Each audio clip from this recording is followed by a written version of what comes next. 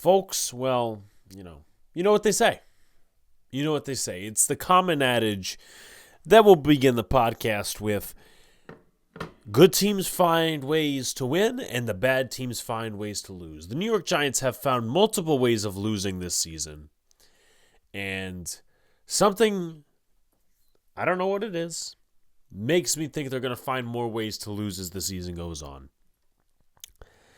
We could talk about the talent on this football team and all these other different things and the intangibles. Well, guess what? It doesn't matter if your team isn't executing.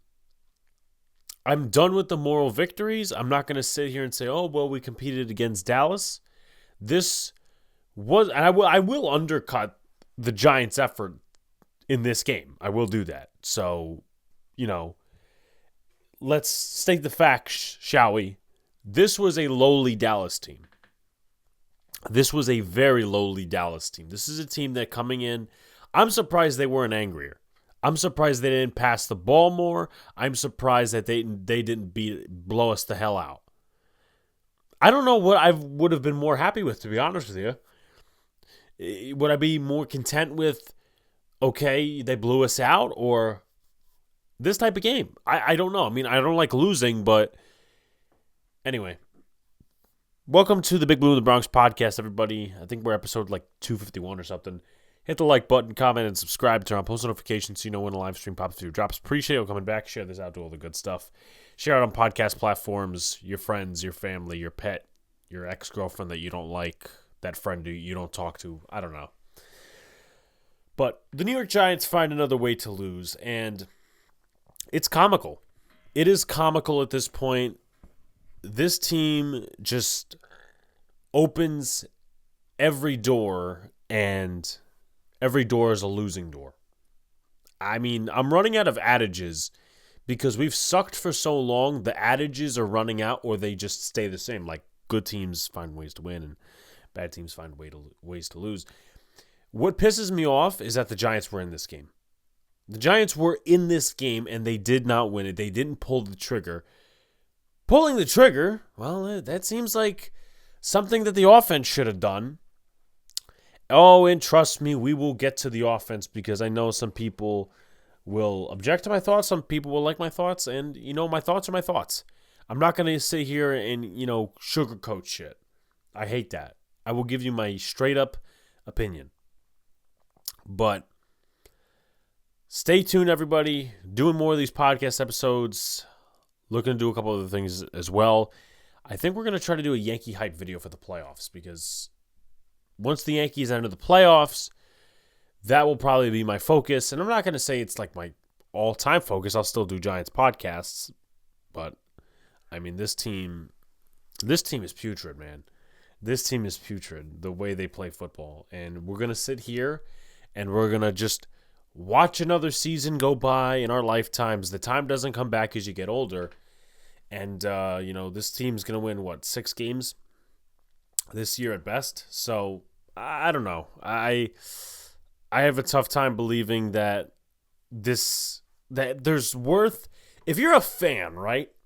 Let's put on the fan glasses for 20 seconds here. If you are a fan of this team and not a content creator or a writer or reporter, you're better off watching Red Zone. You're better off watching some of these other teams across the NFL. Hell, listen, I got a Jet fan brother. I might as well watch the Jets the rest of the season. I mean, hell, I got to watch the Giants for content purposes and to keep up with the team. But the Jets look like an exciting team, Aaron Rodgers. And you know what's funny?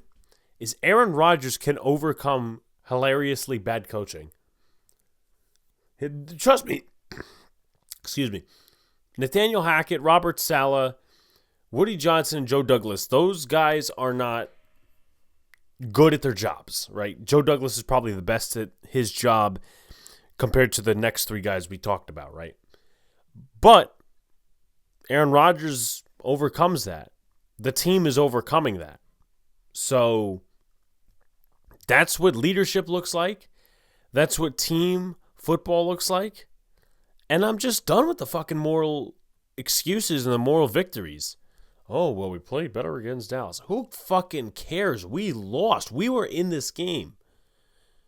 If you went up against the Chiefs and maybe you lost like this, I'd say, okay, you lost against the Chiefs. But Dallas is not some team that was like last year's Dallas team as of right now, right? They were not the Dallas team we've seen the last few years. This was a beatable Dallas team, and the New York Football Giants did not do that.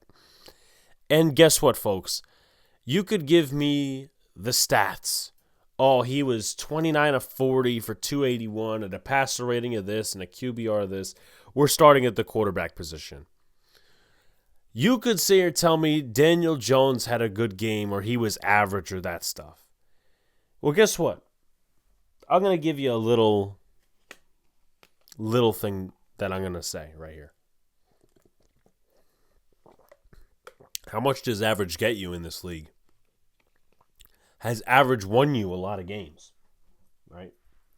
The Giants had a miracle season with Daniel Jones just 2 years ago, which may have been a fluke in the system. It may have been fool's gold for us because we are right back in the pit of fucking fire in the NFC East. And they always say, well, to be good in this league, you got to beat your rivals. Well, he's 0-1 this year against Washington, and he's also 0-1 against Dallas. And we face the Eagles in 2.5 weeks. I think it's like 3 weeks, but 2.5, 3 weeks. That's when we face the Eagles.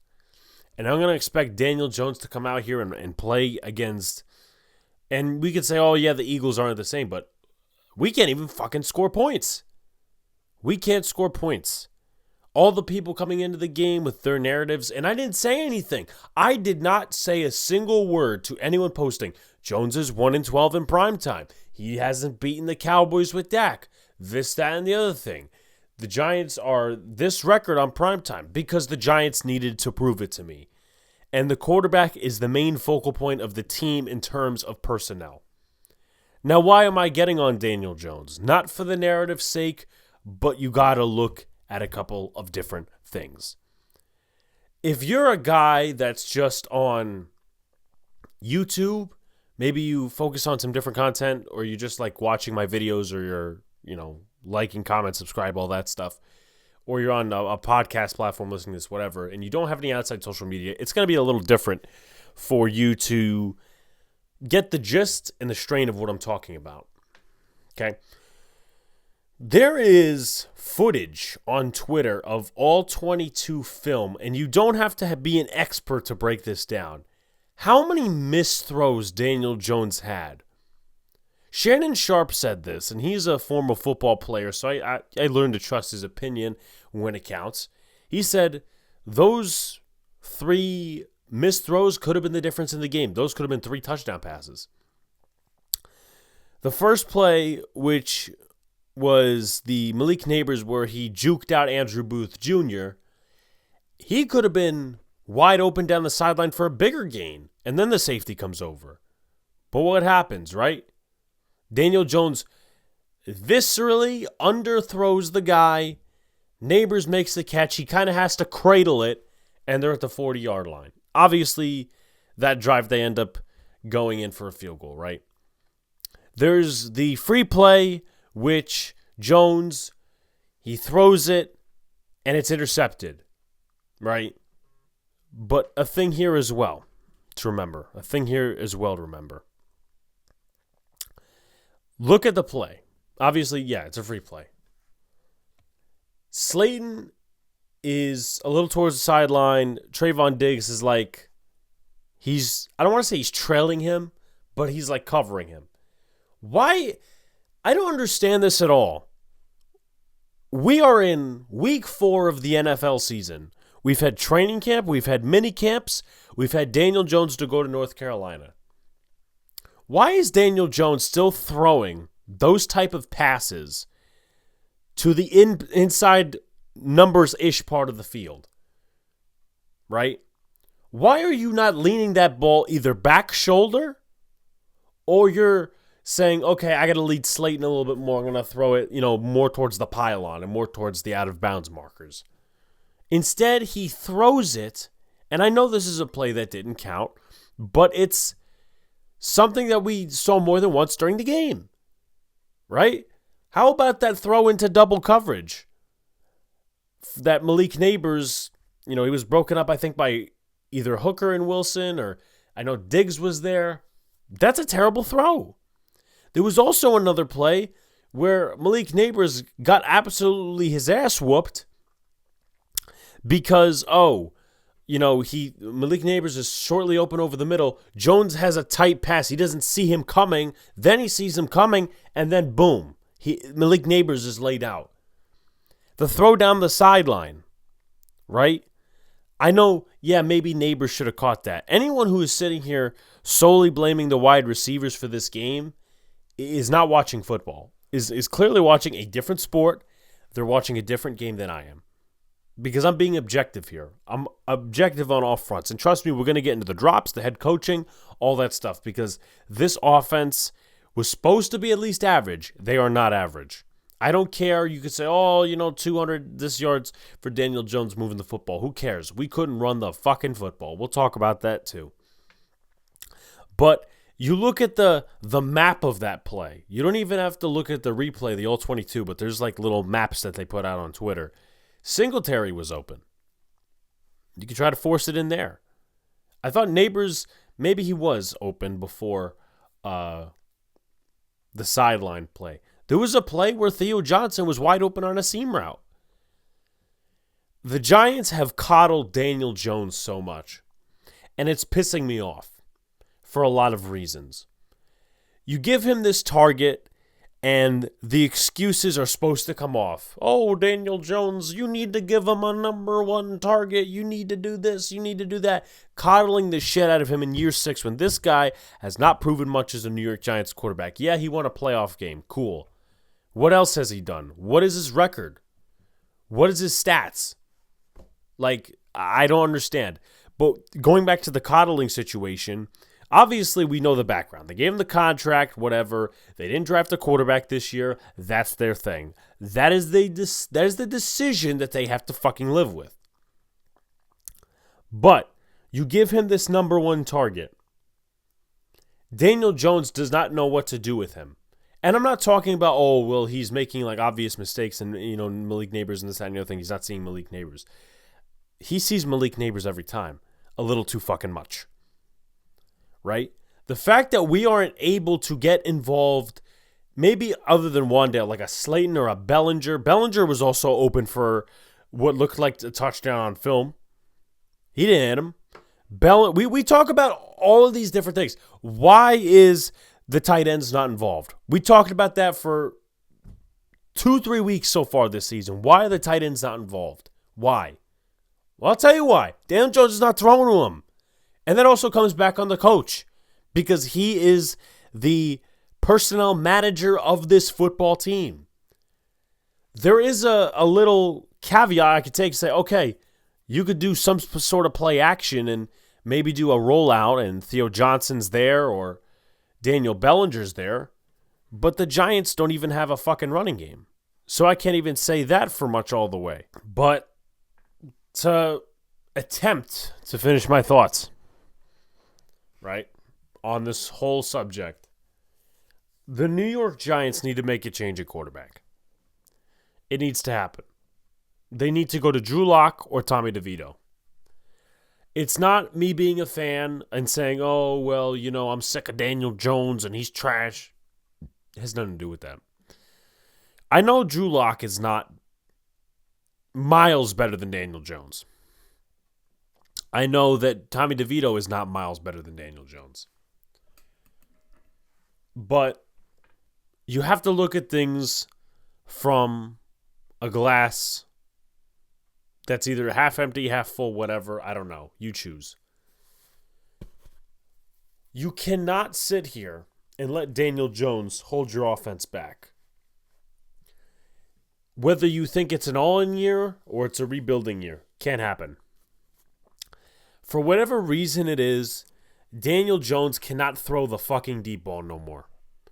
He's missing guys, not just locking his eyes on Neighbors. He's missing guys with his arm and his eyeballs. Don't know why it is. You could say the injury. You could say that. I don't care what reason you give me. He needs to be sat down and the era needs to be over. It's done. It needs to be over sooner than later. Because there are guys that are playing for their contracts. There are guys that are wanting to build a rapport. And those guys depend on someone throwing them the football. Daniel Bellinger. I mean, I don't know what's going on with him. I don't think he's a particular bad player. I loved him in year 1. Year 2 was a downturn for some reason. In year 3, it seems like it's already lost, which is a questionable decision by the coaching staff that Chris Manhertz is playing over him. Theo Johnson, this great tight end. We drafted over Braylon Allen.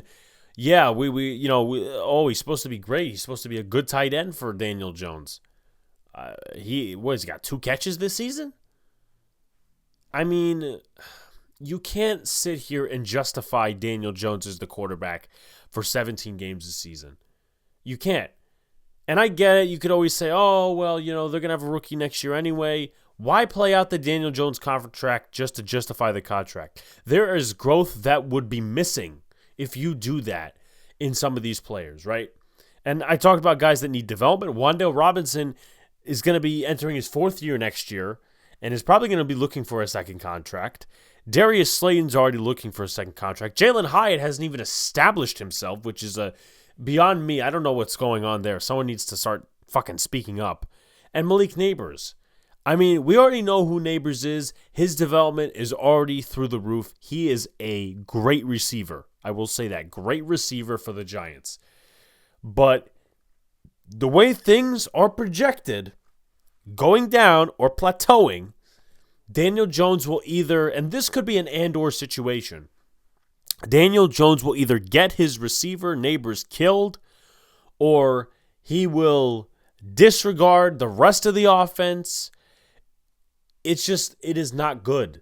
It is not good. You can't sit here and justify it. I'm sorry, you can't. It's over. It's done. He needs to be sat, and boom. Maybe you trade him for a bag of chips at the deadline. I don't know what you do. You got to do something, though. I know this is a lost season, but at the end of the day, you have to evaluate what you have.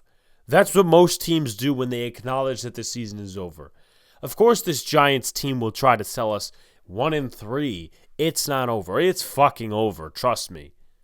The fat lady has sung. The curtains have closed. 1-3. You, stupidly enough, lost the Washington game. You lost the Minnesota game. Minnesota's a good team. But even to be 2-2 at this point would be miles ahead of what you are right now. And we wouldn't be having this conversation about Daniel Jones. So, to put a pin in the coffin, to put the nail in the coffin, Daniel Jones, and this is being objective, not a fan. Fans will say, and I'm a fan, okay? I'm a fan before a content creator. Fans will say, I'm tired of Daniel Jones, don't want to see him anymore. From the objective content creator standpoint, I will say this. He is going to hold the offense back until a change is made. And if Drew Lock comes in here and stinks up the bed, he shits and pisses the bed and pukes in it too, well, guess what? That's your fault, Giants. That is your fault. Why is it your fault? Well, you elected not to get a quarterback. You elected to sign Drew Lock and not get Tyrod Taylor. You elected to not draft a quarterback in the later rounds to at least have someone in the pipeline. You decided, we don't want any embarrassment. We don't want any controversy. So we're going to stick with a very mediocre, at best, quarterback room. And the Giants are paying the price. And they will pay the price for more than this year. Because guess what? While assumptions, of course, the rookie develops next year, or you bring in a vet to develop over him, or whatever the situation is, you'll have Jaden Daniels and Washington competing. The Eagles will still be there, and the Cowboys will still be there. And you will be sitting again in another spot, 6-7 wins. Because there are very, very little teams, percentage-wise, that go out there and win 10, 11 games with a rookie. Unless you take a route where you do the Kirk Cousins thing, you sign Sam Darnold, he's the guy, and then you draft a quarterback like a Ward or a Jackson Dart or a Shedeur Sanders, whoever you take, and they sit behind. And then you throw them in the next year. A la Rodgers, Love, whatever scenario you want to make. My final statement before we go to the coach. You cannot sit here and continue to prop out Daniel Jones to us. And you know what pissed me off? You know what pissed me off is the Giants had, their people in the media send out this briefing that Daniel Jones, oh my goodness, this is the best 2 games he's played since 22. Where is the bar? Where is the bar for this Giants football team, Daniel Jones? Where is the fucking bar? I would like to know. It's definitely not here. So it must be something like here. It must be like something on the ground. Because we don't have a bar. Clearly right now we do not have a fucking bar. But we're gonna champion mediocre play. Meanwhile, this team, this whole entire time before the Cowboys game, was sitting at 1-2. How about we stop with the PR narratives and win football games? It's that simple. It's that fucking simple.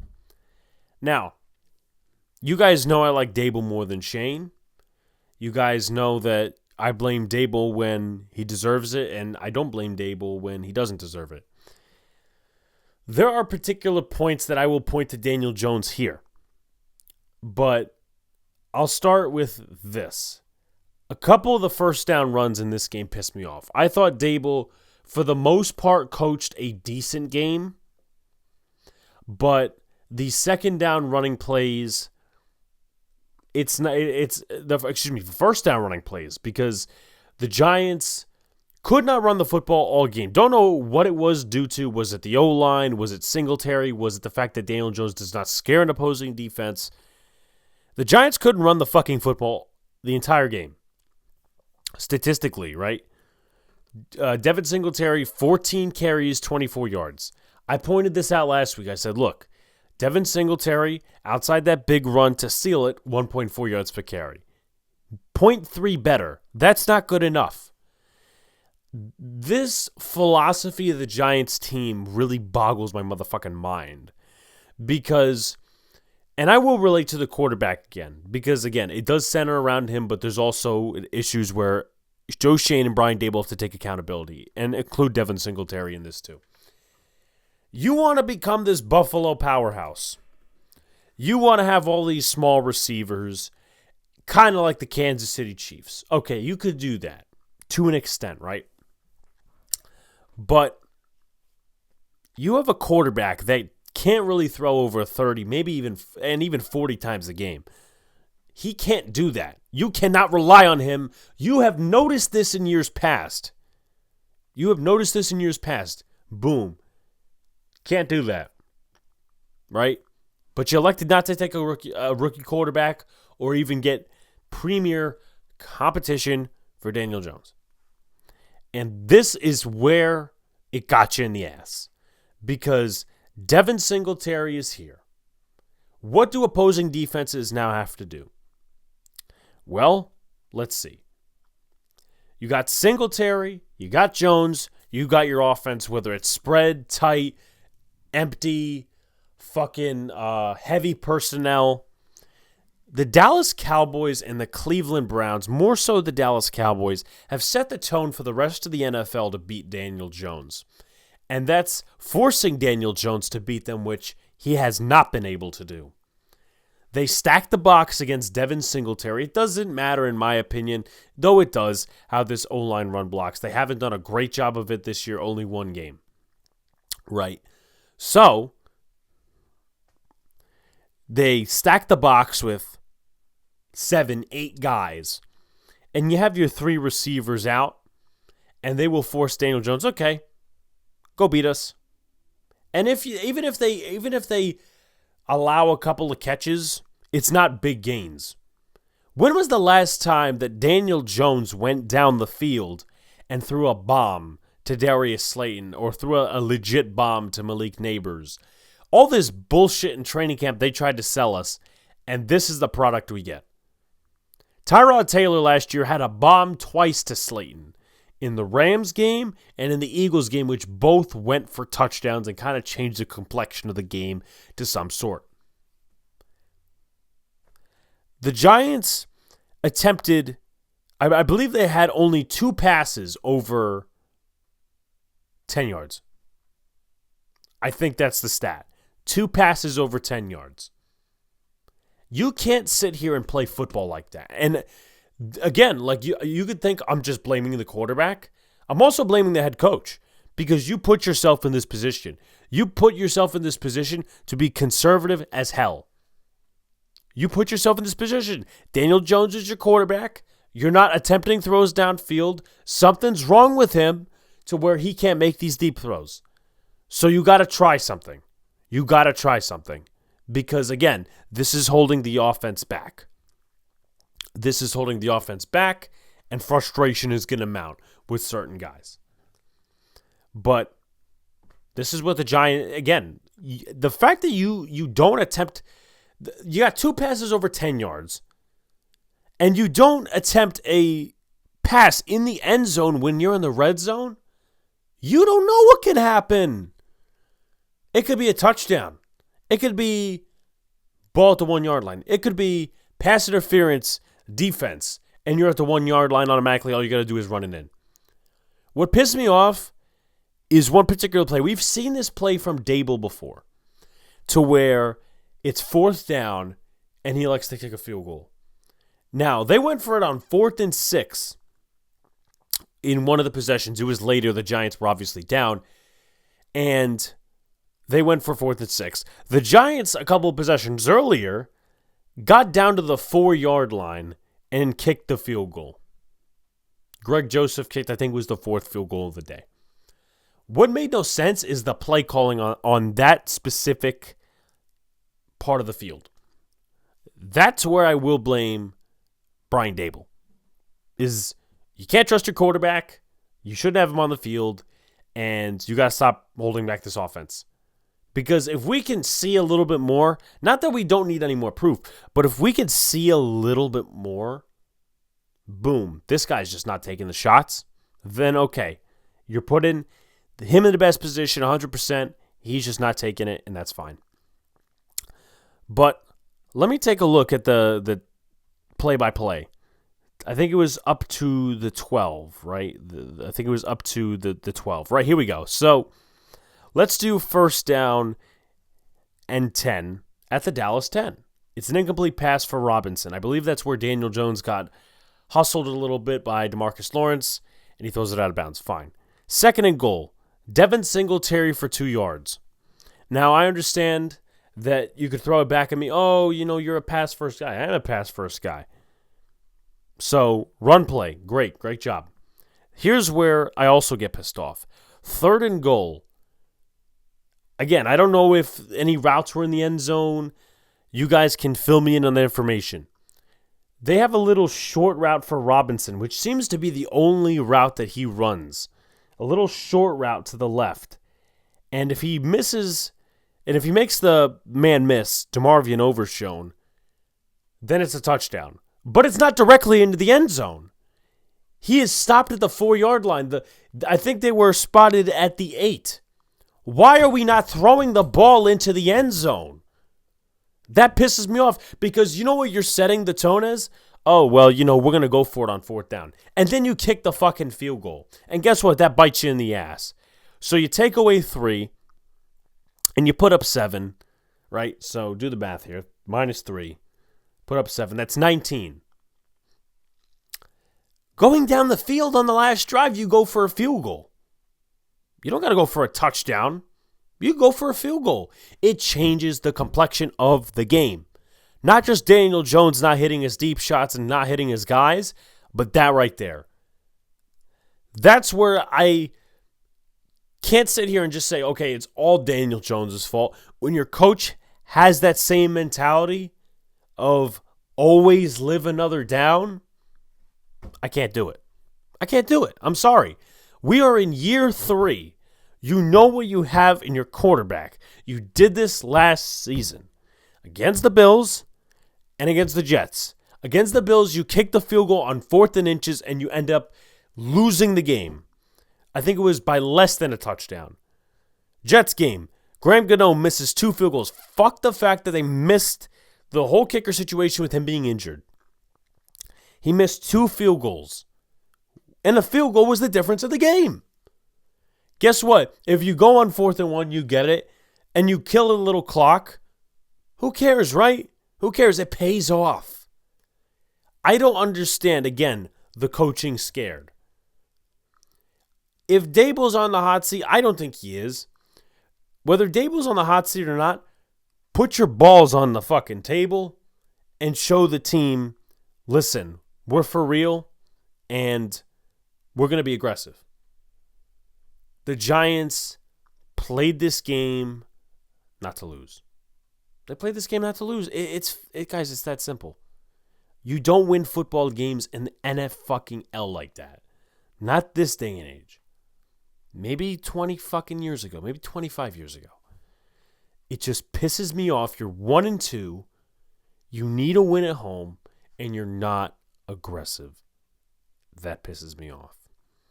But I want to remind you guys before we get to anything else that this podcast, this channel is sponsored by SeatGeek. If you're going to a game, maybe not a Giants game, but if you're going to a game, you're going to a concert, or you're going to need parking passes for some sort of a tailgate, well, SeatGeek's got you covered. Big Blue in the Bronx is your promo code. Get $20 off. Big Blue in the Bronx, that's your code. $20 off on SeatGeek. So some other stuff with the offensive line and just the offense in general. The Giants, and again, I think I said this earlier. I'll say it again. The Giants lack true running backs. I'm making my declaration right now. Eric Gray is not good. I said this. He's not a great kick returner. In the running back room as an offensive piece, he brings nothing. And I get it. The Giants have been able to run the football, but it also shows, right? These last few games, they've been getting so little attention in terms of getting on the field and getting snaps. Tyrone Tracy, he is a compliment. He is a compliment. That's the problem. He's not, he's a main back. He's a focal point. No. He's not a number 1 back. He is the lettuce and cheese on a hamburger. That's what he is. He is the lettuce, cheese, and ketchup on a hamburger. You take away the hamburger, you have lettuce, cheese, and ketchup, and that's not a hamburger. I know it's a weird analogy, but you guys get my point. He is a compliment. If you have a real offense running, or even if you're scoring points, right? Whether you have Singletary who's doing really good, you got Neighbors who's doing really good, whatever. Your offense is clicking on both cylinders, the offense in terms of passing and running. Then that's where Tracy comes in. You could do the eye candy, you can do this, that, and the other thing. But the Giants have not been able to put up points. They haven't been able to get yards. They haven't been able to do a lot of fucking things on offense. Therefore, Tyrone Tracy is pretty much fucking useless.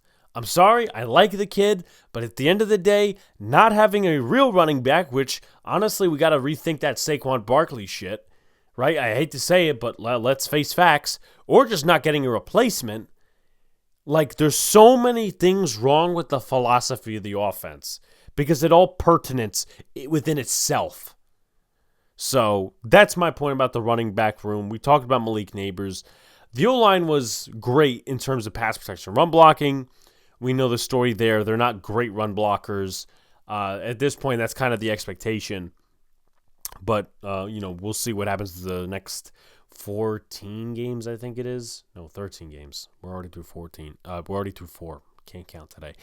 The Giants' pass blocking stats: Andrew Thomas, John Michael Schmitz, and Jermaine Lemonor allowed 1 pressure, John Runyon 3 pressures, Greg Van Roten. What's so sad is we have this quality O-line, and it's not some rebuilt, this took 50, well, it did take 50 years for the Giants to rebuild the O-line, but This group, you could tell in week one, was already gelled to a certain extent.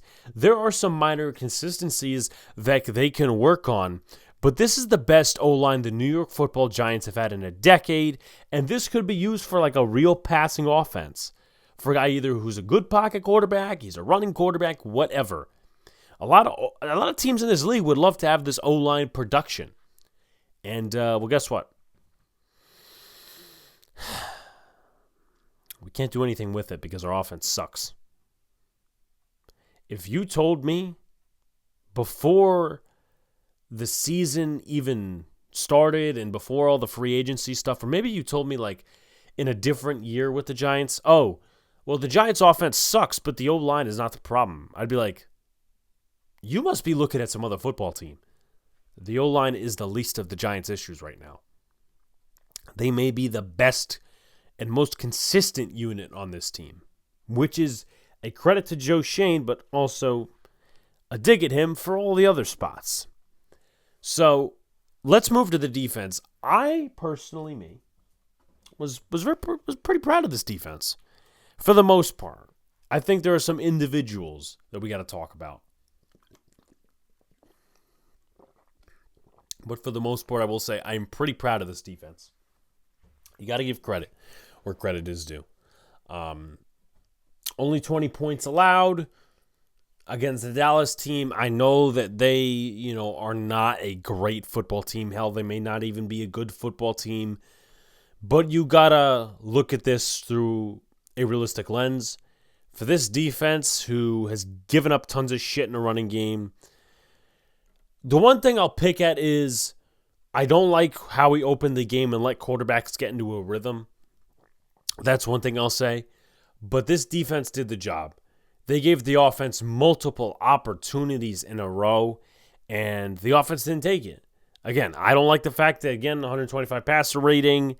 I mean, Dak threw 2 touchdowns, but we kind of, knew that was all going to come about and, stuff like that. But what can I say? The defense, as a team, they did their jobs. Now, there are some individualities I will pick on for bad, right? I will also say third down, the Giants were pretty good, 3 for 10. Browns, they were pretty good on third down. The Washington game, they were not. Some other total yard stuff. The Giants outdid the Cowboys in total yards, which is good. 5.7 yards per play. That's not terrible. Again, other than maybe not getting a turnover, I can't blame this defense for pretty much anything. I mean, again, talking about the individual talking points, but those are things we knew coming into this game were going to be an issue in certain aspects. And I could go over those. So, edge, we'll talk about that in a second. But the Giants, in my opinion, they did make a good adjustment with this, though. I talked about the quarterback getting into a rhythm the first few plays. I don't know when that's going to stop. But the Giants had the middle of the field not covered at all. They were protecting too much of the sideline. But I don't like Dak getting into a rhythm. Again, minor criticism. You guys know my thoughts on the defense. But I want to talk about, I will say this for an endorsement's sake. Outside of his tackling, Cordell Flott, in my personal opinion, you guys know that I'm not some Cordell Flott homer, fanboy, this, that, and the other thing. You guys know that, hey, I'm not a big fanboy of Cordell Flott, but he had a good game. Didn't allow too many catches. He even had some nice plays on the football. You have to be completely transparent about that. I know PFF ranked him as mid, but I thought he had a good game. I also think that Nick McLeod had a good game. I think there was a few plays where he was off, but against this Dallas offense that was first in the league, by the way, passing, came into the game first in the league in passing. And you could say, oh, well, that's all garbage time, whatever. First is first. They were first in the league in passing, and the Giants, with a makeshift secondary, shut them down. What I do talk about the secondary and what I have a problem with is this. Tyler Nubin, He did make a very bad play on a ball, but we'll start with the real perpetrator in Deonte Banks. I have an issue, and again, it seemed like outside of that catch or 2 or 3, Banks didn't do badly, but he's given up 4 touchdowns this year. He gave up 4 touchdowns his rookie year in the games he played, which was most of them. I may have been all 17. Who the fuck knows? But it's concerning.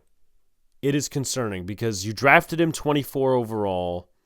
Banks allowed 5 receptions. Excuse me, that's Cordell Flott. 3 receptions, 3 targets, 1 touchdown allowed. So he wasn't targeted as much, but the touchdown was allowed. It seemed like the Giants lacked effort on that play, and it was just bad all around. Banks was out of position. Lamb makes the catch. Banks is just trailing. Nubin makes a bad angle. Now, Nubin's a rookie. We could amend that. But Deonte Banks is not a corner one. He's not. The Giants will need to get a corner in the offseason. Draft one high or go get someone in free agency. Because the sooner you realize Deonte Banks isn't a corner one, the sooner the better. Maybe, I don't know what's wrong with him. Obviously, he keeps having this problem with his back is turned towards the ball. Okay? And I just don't know what it is. Maybe he doesn't fit the system. Maybe he was drafted for wing system and he is just so... It's like maybe this system is like learning Japanese for him. I don't know what it is, but this is a concern because you could say, oh, the secondary is decent and, the coaching is good and all these other different, variables. But at the end of the day, this was a first-round pick. We're looking at the first-round class for Joe Schoen right now, and it's not looking good. Neal, bust. Tibbs, underwhelming. Don't care what anyone says.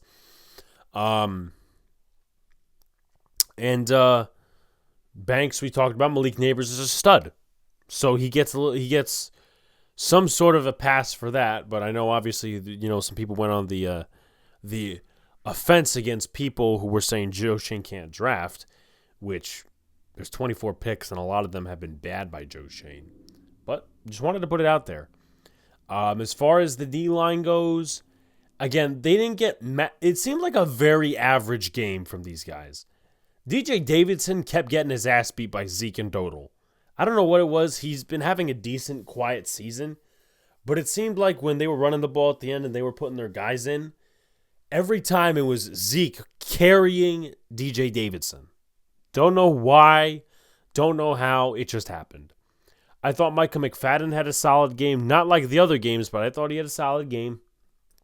That's my personal opinion.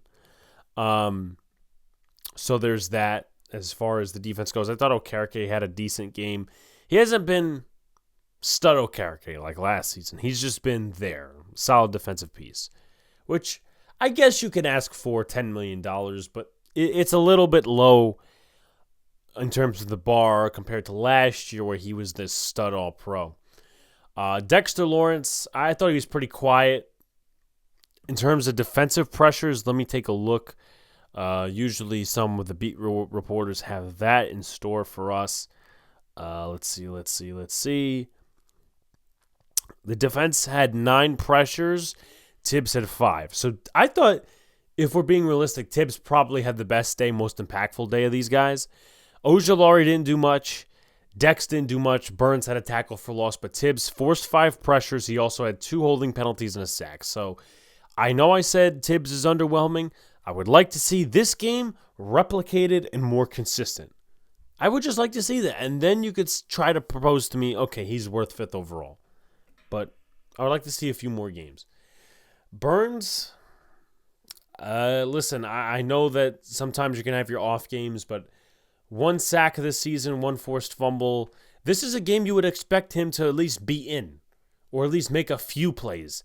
Not, totally Myles Garrett the game, but boom, you got to pressure here, you got to pressure there. He made 1 play on CeeDee Lamb in the backfield. That was it. And Burns was pretty much silent. And that's sad because the Giants paid him next to $30 million to be a guy who's pretty much as silent as a church mouse. I'm just putting it out there. We got to talk. I know that, the defense, again, did mostly good, but we got to talk about where the asset management is for this coaching staff and this GM and this front office. And right now, if you look at Burns, it's not held up on his part of the deal.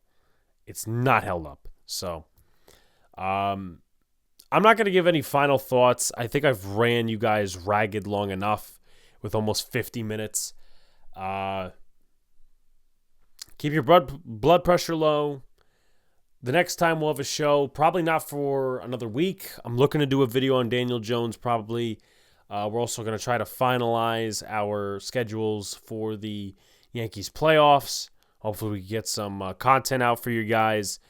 I appreciate you all for tuning in this miserable season. And talk to you soon. Keep that blood pressure low. And still, go Giants.